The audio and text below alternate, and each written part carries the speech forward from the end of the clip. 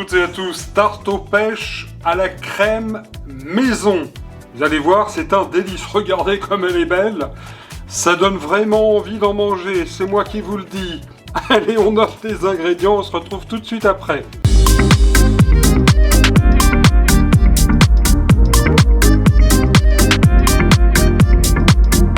Et pour réaliser cette belle tarte, il vous faudra pour 4 à 6 personnes une pâte sablée, 2 belles pêches jaunes, 2 belles pêches blanches, 4 œufs, 20 centilitres de crème liquide, 100 g de sucre, une cuillère à café de maïzena, une cuillère à soupe de poudre d'amande et une pointe de vanille.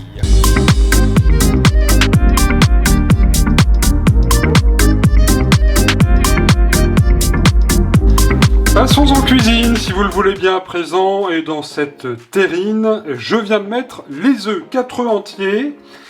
On va y ajouter tout de suite le sucre. Alors j'ai choisi là du sucre cassonade parce que je n'avais plus de sucre blanc, mais évidemment, vous mettrez le sucre que vous avez à la maison. Alors en ce week-end du 15 août, une bonne tarte aux pêches, je vous conseillerais de la faire la veille, et ensuite de la manger bien fraîche, et vous devriez vous régaler avec les pêches dont la saison bat son plein. Et cette année, elles sont sucrées. Évidemment, il fait chaud.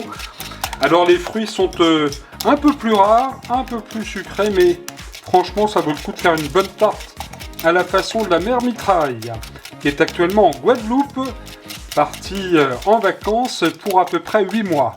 Les œufs étant battus avec le sucre, vous allez tout de suite ajouter une bonne cuillère à café, assez généreuse quand même, de maïzena. Et la rebelote, on bat bien tout ça. Parfait. Alors ça vous donne, vous voyez, un appareil un petit peu lisse, hein, bien sûr. J'ajoute tout de suite la crème. Alors là, j'ai pris une crème liquide. Alors cet appareil, de toute façon, à la cuisson, va se solidifier dans le moule à tarte. Et un petit peu d'extrait de vanille. Voilà, je n'avais pas autre chose. Et puis c'est vrai que la vanille gousse coûte de plus en plus cher. Alors un bon extrait naturel, ça fait l'affaire. Rebelote, on bat bien, comme une omelette. Et ensuite, j'ajoute la cuillère à soupe de poudre d'amande. À présent, et juste avant de poursuivre la recette, un petit mot sur les pêches. Là, j'ai fait un mix pêche jaune, pêche blanche. Je ne les ai pas épluchées. Chez vous à la maison, vous faites comme vous voulez. Ce sont des pêches françaises, bien évidemment. Et ces pêches, vous le voyez, je les ai coupées grossièrement, comme ceci, en quartiers. Elles sont délicieuses. Regardez Gourmandise TV avec le livre « Je vous souhaite un bon régal » numéro 2, 50 recettes printemps-été 2026, en vente sur Amazon. Retour en cuisine, merci pour votre fidélité à Gourmandise TV. La suite de la recette est très simple, j'ai mis dans mon moule à tarte diamètre 25 cm. Une belle pâte sablée du commerce, on en trouve de très bonnes. Et vous voyez, j'ai rien perdu puisque j'ai rabattu les bords et bien piqué à la fourchette. Alors, je vais tout de suite y mettre les pêches.